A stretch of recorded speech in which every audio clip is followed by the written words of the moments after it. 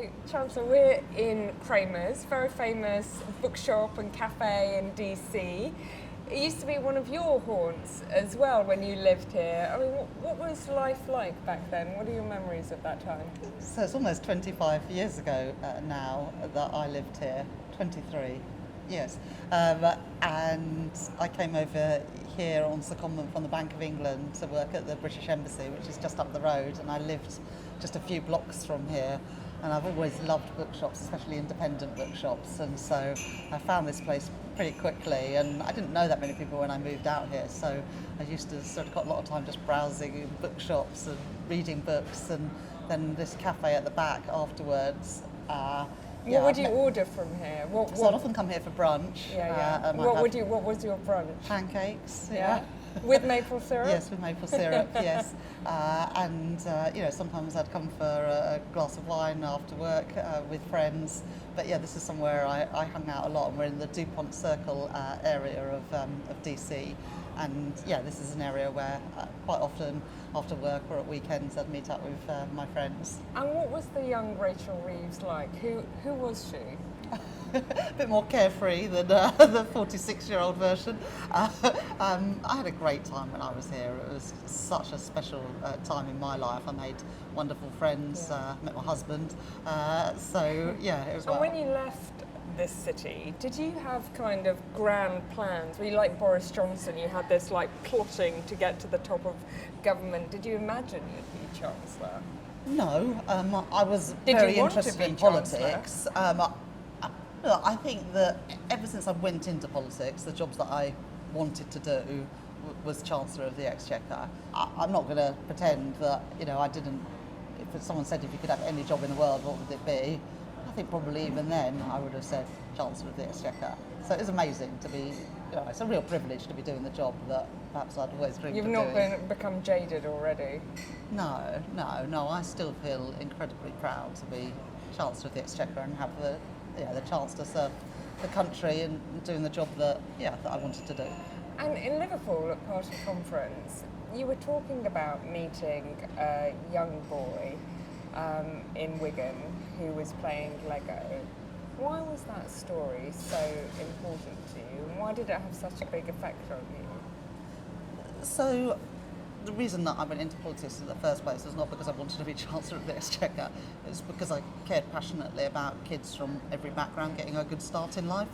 And look, I did very well at school. You know that. I got good grades. I worked hard. A grades. Yeah. I was a bit of a girly swat, to use that old expression.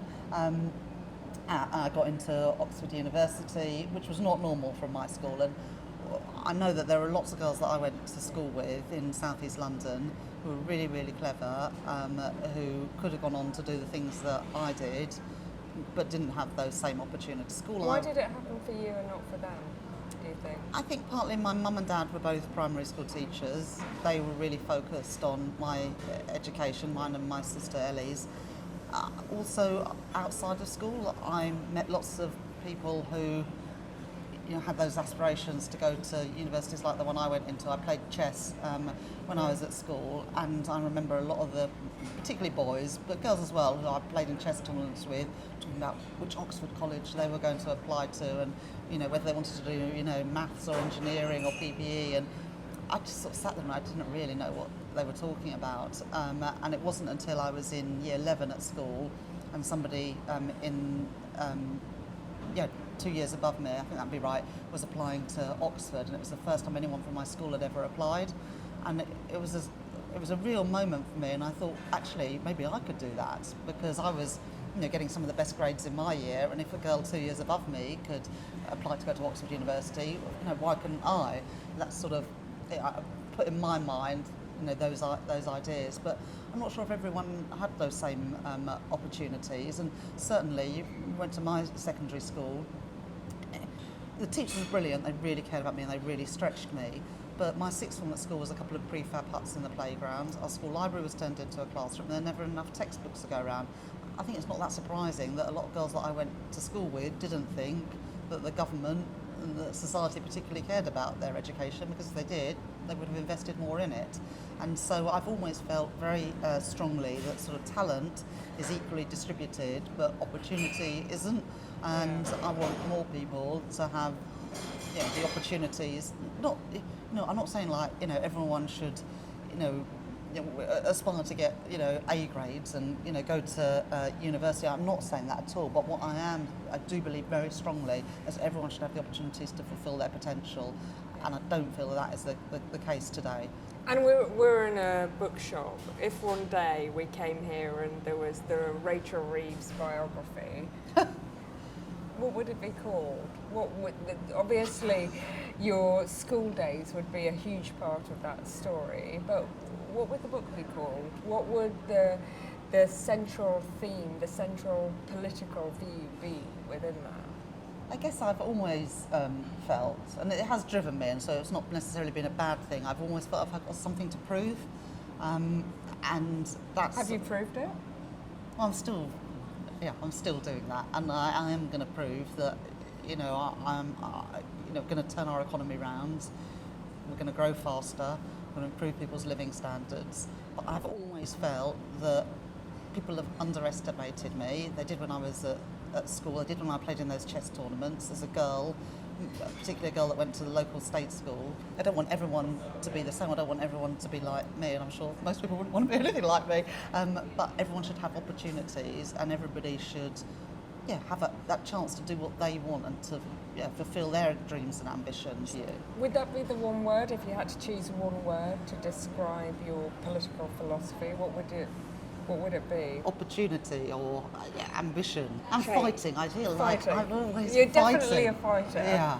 Do you need to fight, do you think? Do you think that's built into your character, that you actually, you thrive in that environment? Yeah, I mean, I guess so. Do you think you have done enough? Has Rachel Reeves done enough in the time you've been Chancellor to change people's lives? No, we've got a lot more to do. I absolutely recognise that. I think we've made steps in the right direction in these first 15 months, but it's certainly not job done, not by any stretch of the imagination. On the thing that I really care about, which is, still about, education, I guess like, when I'm doing the budgets and the spending review and stuff, I always try and think about, what I came into politics to do, and is this budget, is this spending review improving the opportunities for young kids at ordinary schools from ordinary backgrounds. I know it sounds like a sort of, we've both got kids, but we're on good salaries. But if at the beginning of term, and over the summer kids have grown and they need a new school jumper, they need a new shirt, they need new shoes. It's so expensive for mums and dads. And so things like capping the cost of school uniform as well, I know from going to the school uniform exchanges, in my own constituency and seeing it as a mum as well. Things like that just takes some of the pressure off parents. I'm certainly not suggesting that everything is fixed. Right, not at all, right? I am impatient for change as well. Sure. Why is Labour still behind reform then in the polls? Why are people not picking up on this? Because people want change to be faster, and I absolutely recognise that. It's been a really tough few years. We've created additional appointments, we've reduced NHS waiting lists by 200,000, but if you are still one of the 7 million people on an NHS waiting list, you haven't felt that change yet. But you can't go from 7.6 million on waiting lists down to 0 in 15 months, but we are moving in the right direction, putting in that investment. I think people recognise that, change takes time, but there's also a frustration that's not happening quick enough, and I share that. I want to make things happen quicker, but we are doing our best, and that change is happening, and more change is coming. Has this year been tougher than you expected? It's not been easy, but I didn't go into this job thinking it was going to be easy. I've had to make some difficult decisions. We haven't got everything right. Do you like things like the winter fuel allowance has become so symbolic of the last year? Do you regret how that unfolded?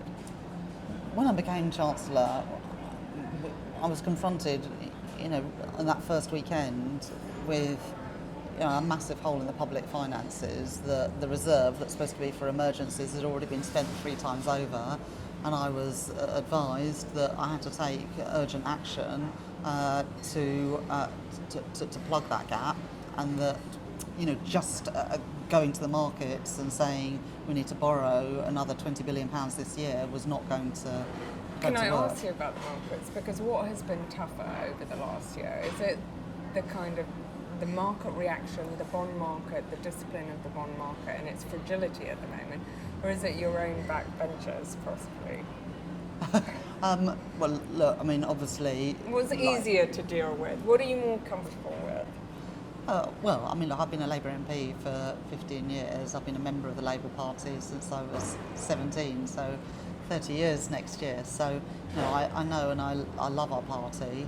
I recognise that a lot of our MPs, came into politics because they want to support and protect the most vulnerable, and that we need to take MPs with us on that journey. Do they get it? I guess there's lots of calls for spending, more spending, not least from Labour colleagues outside of Westminster. Do they understand the difficulties of the market? Do they get it? Well, look, it's my job to make sure that the sums add up, but we do all in our party need to understand that we are operating the world as it is, not the world as we might like it to be, and that at the general election just last year we all campaigned on a platform of economic stability. We campaigned on the fiscal rules. Now actually I changed the fiscal rules when I became Chancellor, which enabled us to spend about £120 billion more on capital spending and more on day-to-day spending as well, because of the tax increases that we brought in. But look, we wouldn't be Labour if we didn't want to improve public services faster, if we wanted to protect the most vulnerable. I think even those MPs that voted against the welfare changes, they recognise that the welfare system is not working. It's not doing enough to protect the most vulnerable. It's not doing enough to help people that want to work into work. It's clearly not working for taxpayers either. But we've now committed to doing reform in a different way, but we can't leave welfare untouched. We can't get to the end of this parliamentary session and do nothing, and have done nothing, because if more and more of our money that we spend as a government is spent on welfare, you've got less for the NHS, you've got less for schools, and you have to put more on people's taxes, and I'm not prepared to do that, and Labour MPs don't want to do that either, but we have to do reform in the right way and take people with us. Well, on the bond markets, like the bond markets with the UK have been through a lot. The Liz Truss and Kwasi Kwarteng mini budget created a divergence in bond yields in the UK compared with the rest of the world, and that gap hasn't really narrowed. You a bit? Well, it's not easy. We have to prove that this government is different, and that we will continue with that fiscal discipline even when we're tested. Now, I've shown at the budget last year, at the spring statement and at the spending review, that we'll continue to meet those fiscal rules, and we are beginning to reduce the deficit and bring debt down within the next 3 years. We will, and we need to do that again in the budget next month, and I believe that consistency will begin to pay off. But at the moment, the biggest growth area of government spending in the last 2 years has been on debt interest costs, and there is nothing progressive about spending more than £100 billion a year, not on paying back debt, but just on debt interest, and that is because our debt levels are too high and our interest rates are too high. And I want to bring down those costs, not because I'm a bond market vigilante, right, but because I am determined that money can be put to better use, either in our schools, our health service, or indeed reducing taxes on working people so that they feel better off. And your reputation is quite tough, the Iron Chancellor, quite resilient. Is that something you've curated? Is that something you want?